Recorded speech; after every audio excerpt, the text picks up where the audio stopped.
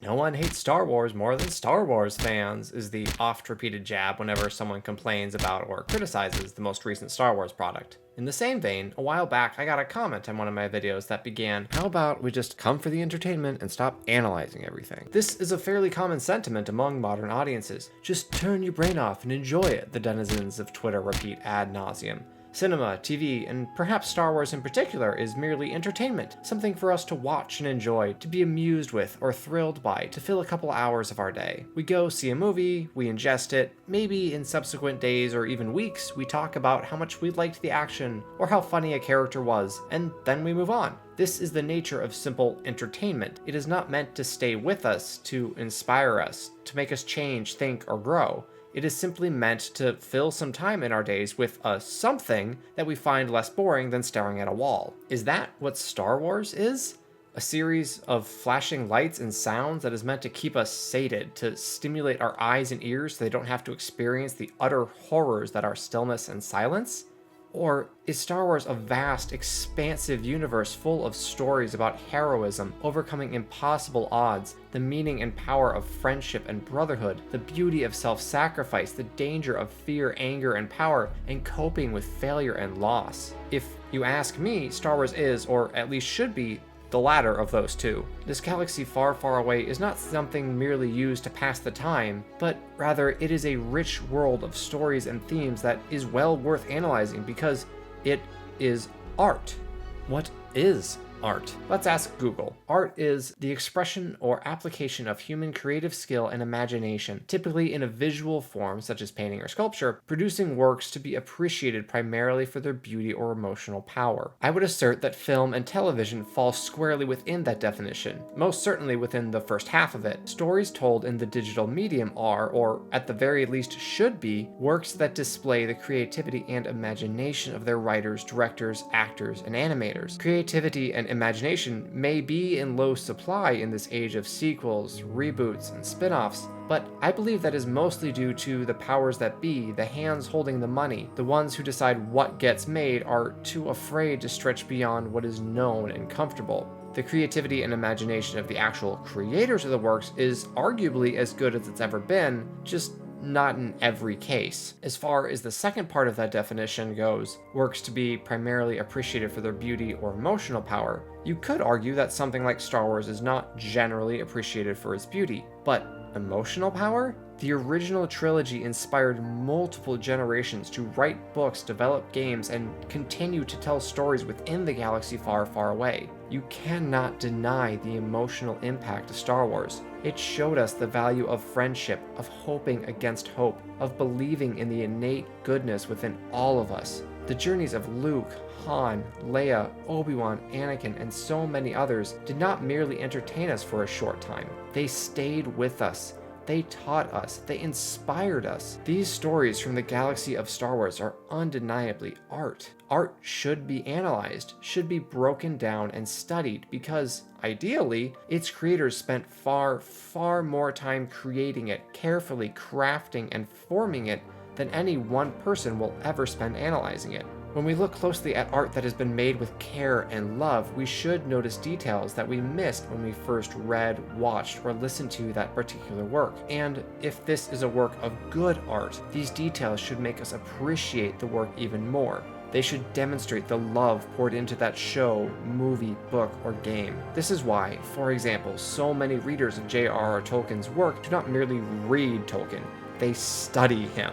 There is so much to be gleaned, to be learned from a closer, more intentional reading of The Lord of the Rings, The Silmarillion, and his other writings, because Tolkien spent well over a decade crafting and exploring the world of Middle-earth. But Star Wars isn't The Lord of the Rings, you say, and you are correct. Where The Lord of the Rings is deep, its focus on a singular world that is incredibly rich and vibrant, deserving to be studied in minute detail, the Star Wars galaxy is vast and expansive, comprising hundreds of planets and thousands of stories, many of which are not connected or interwoven as are the stories from Middle-earth. One of the best things about Star Wars is the fact that it is so incredibly big, allowing creative minds to write their own stories in any space and time of their choosing.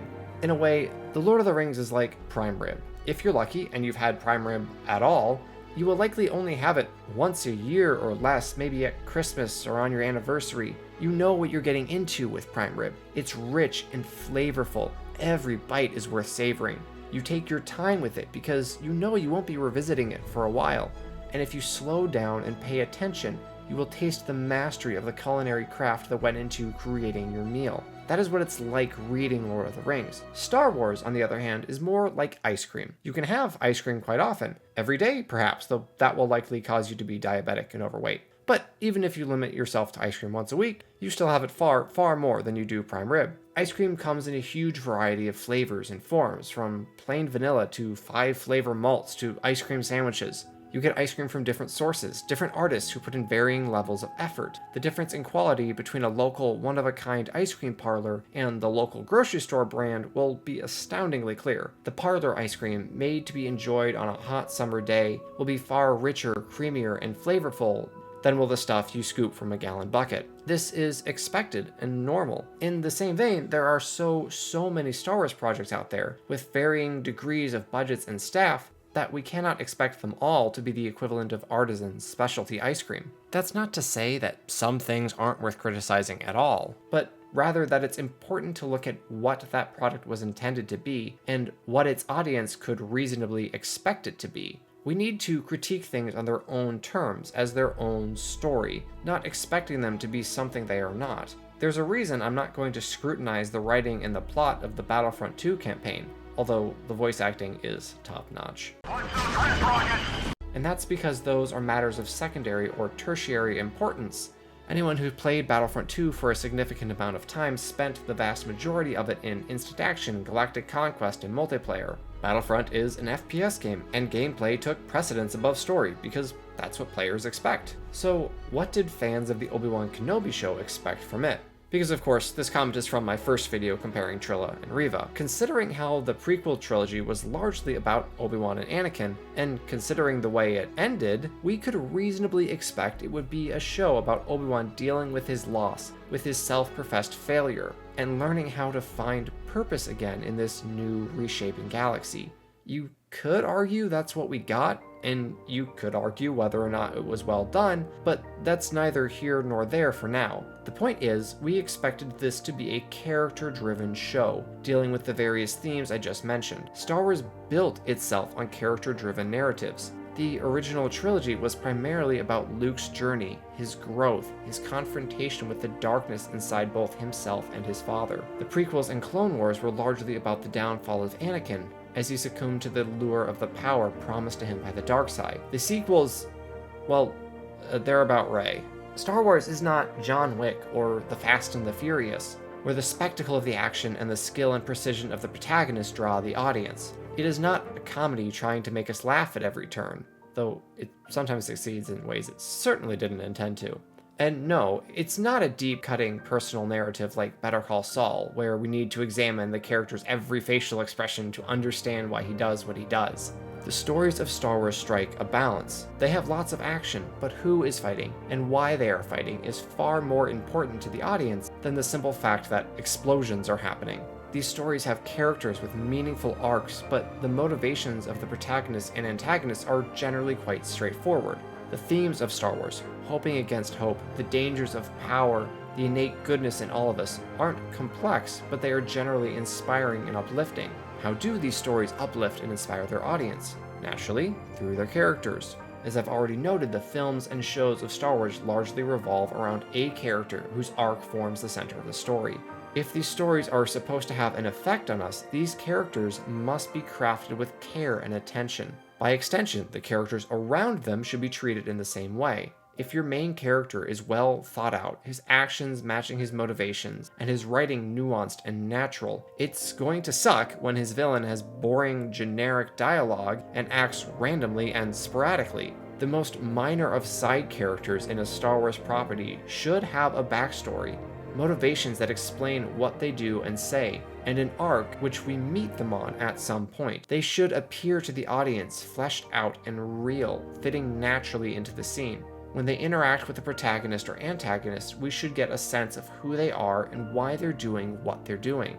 Well-written, well-developed side characters can spur the plot forward, help establish the protagonist's personality, and drive character development for the central cast or even other supporting characters. These side characters are incredibly important because main characters do not exist in a vacuum. The primary way we evaluate or learn about a person is by seeing how they interact with other people. If those other people are blocks of wood, generic tropes, or inconsistently written, there is no logical flow of our main character's arc. You cannot have a good protagonist or antagonist, and thus cannot have a good film or show, cannot have a good Star Wars story if your world, and most crucially its inhabitants, are shallow, poorly fleshed out mouthpieces who exist simply because the plot puts them in a certain place at a certain time. Star Wars relies on its characters to tell its stories. Storytelling is an art form, one that humans have been working on for thousands of years. The stories we read, watch, hear, and play may only live in our brains for a short while, but they all affect us. Maybe not immediately. Consuming one trash show or book does not send your artistic taste off the deep end, but over time and on aggregate, the type of media we consume can have a huge impact on how we think, speak, and act. Entertainment is not merely spending an hour or two being amused. It is choosing to spend that time that you will never get back doing that particular thing above all other possibilities. Now, does this mean that there isn't a place for mindless fun?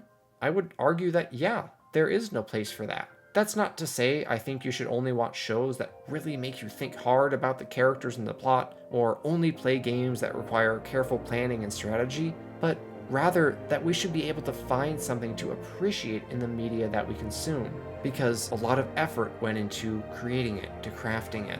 We should watch John Wick and be impressed by the level of effort that went into the fight choreography. We should play Call of Duty and take note of how much detail went into designing the look and sound of the weapons. And yeah, we should read Lord of the Rings and be amazed by the huge variety of themes Tolkien weaves into the story. We should watch Star Wars and connect with the characters, get invested in their journey, and appreciate the love and care put into creating them. Star Wars is worth criticizing because Star Wars is art. It's that simple. Whether each movie, show, book, or game is good art or bad art is up for debate, but these stories about people from a galaxy far, far away should not merely be meant to soothe our boredom and amuse us for an hour or two at a time. They can, or at least should be, so much more than that. No one hates Star Wars more than Star Wars fans. Wrong. When you love something, as passionate fans around the world love Star Wars and have loved it for decades, becoming engrossed in the incredibly expansive universe and attached to the myriad of wonderful characters, you are reasonably annoyed when someone else, someone who just so happened to have $4 billion lying around, takes the galaxy you love, says most of this isn't real anymore, and then creates whatever cheap, derivative, uncreative nonsense they can in order to drive sales. To go back to a food analogy, it's like if your favorite local burger joint got bought out by a big chain which then lowered the quality of ingredients, cut staff, and reduced the menu size, all in the name of a larger profit margin. Wow, I thought you liked this place. Just be happy you're eating a burger at all. Your friend, who wasn't around for the good old days, tells you it's quite reasonable for you to say, I love this place. I loved what it was.